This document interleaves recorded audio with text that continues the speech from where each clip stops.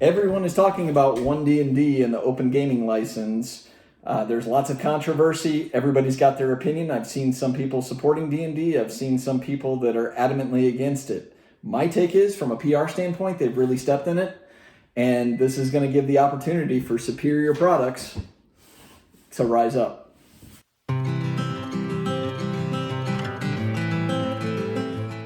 So just to give some of our background, so once upon a time, prior to having kids, we actually owned a game shop. We closed it in 2015, but going way back, I did play Dungeons and Dragons 2nd edition a very long time ago. Believe it or not, Dungeons and Dragons was not always the most dominant RPG out there. Everybody watches Stranger Things and Big Bang Theory and thinks that's kind of all there was. In the 90s, I would say every gaming store I went to or in school and stuff like that, Palladium was a more successful system, more well-known system. So just like, Dungeons and Dragons now, you've got D&D Beyond, and you've got the Dragon magazine before. Like, you had the Rifter that came out monthly for Palladium, and then they owned the rights to some very big games like Teenage Mutant Ninja Turtles, as well as like the superhero franchise like Heroes Unlimited. So kind of, it seemed like in the 90s, like Palladium completely wiped out Dungeons and Dragons. Fast forward a little bit, and kind of what happened, and this is kind of the parallel I'm seeing now, is Palladium got greedy. Like, Kevin Symbiotta sued anybody who tried to do anything with role-playing games or his franchise or any of the contents from any of his books. And, basically there was no custom created content, and that system kind of died out. Even when we had our game shop, the most popular system at our store was Savage Worlds. So, there's quite a few other systems that we played. We tried D&D 5th edition maybe once or twice.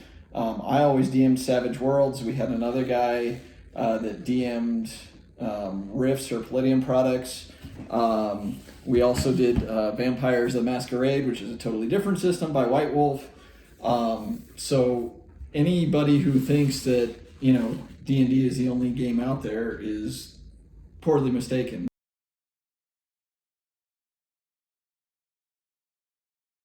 So I guess Gentleman actually started playing Savage Worlds, Deadlands Reloaded, so Wild West setting. Another Savage Worlds setting that we played a lot that's kind of funny is East Texas State University. What's kind of funny is, like, when we ended up moving after we closed the shop, we ended up moving to East Texas, and there actually was an East Texas State University, but ironically, when we moved to East Texas, the game that everybody played was just standard Pathfinder, not D&D. You couldn't find anybody playing D&D anywhere. It seems like since COVID, that is when D&D has just kind of exploded. Other companies have plenty of creator content, right? So East Texas University for Savage Worlds. I've even got this random Clockwork Dreams, also a Savage Worlds setting.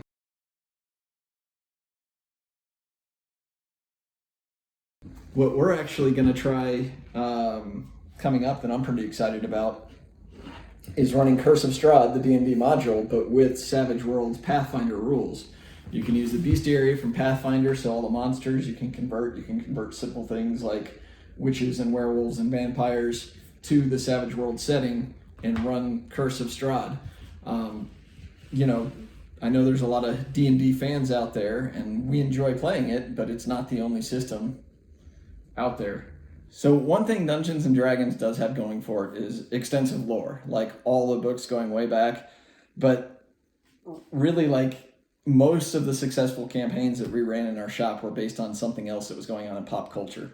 The biggest, campaign that we ran, that worst DMing experience of my life, but was Savage Worlds, and we ran Game of Thrones, and so many people were there and interested, and one of the reasons it was the worst ever was we had like 30 people show up to play, which, with two basically game masters, so it was way too many. They loved it though. And, with Dungeons and Dragons, I mean, like I mentioned, playing Curse of Strahd with a different system, like, that's something we can do. And, no reason you can't use Dungeons and Dragons lore with another gaming system. Personally, I'm kind of excited. I think like some more content will come out for other games. Like I said, I do not think Dungeons and Dragons is the best system. The one good thing about it is playing with kids. It is very simple. You just roll a d20 and modifiers and right? Like there's a little bit more complexity around Palladium, a little bit more complexity around Savage Worlds. Like even GURPS, which seems simpler for kids, it's not as simple.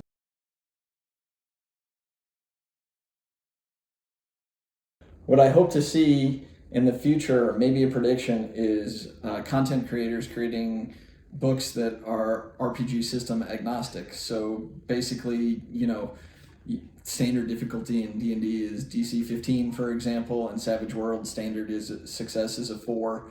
So if they just mark things in terms of, in the content book, in the world or whatever that's created, just standard difficulty to open this door, standard difficulty to solve this puzzle. Advanced difficulty might just kind of register as DC 20, and then, for example, with arrays in Savage Worlds. So if content creators kind of wrote books that were system agnostic, you could get around all this. At the end of the day, Dungeons and Dragons is just a D20 system.